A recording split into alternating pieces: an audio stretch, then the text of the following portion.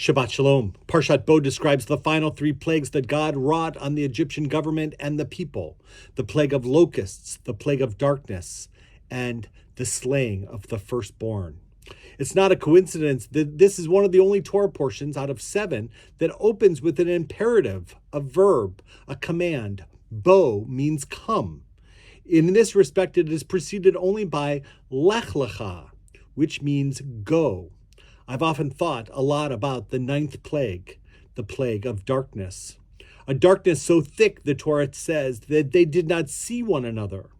The obvious question I raised about the nature of this plague is, why was it called a plague at all?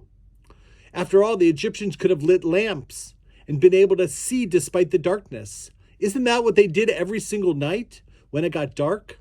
Our sages explained that the darkness from which the Egyptians suffered was a special kind of darkness.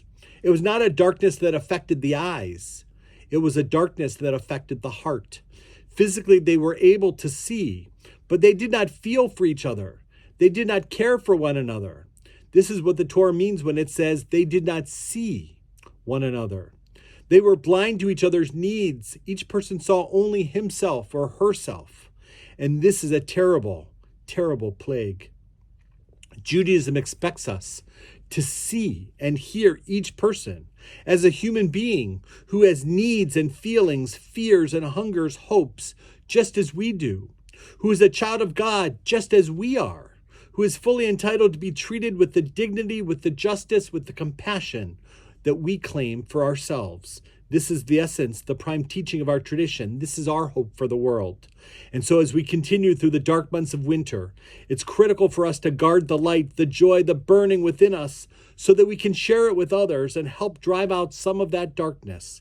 Let us remember that the days are getting longer, and let us commit to finding ways to reach out and lift up others and light up each other's lives as best we can. Shabbat Shalom.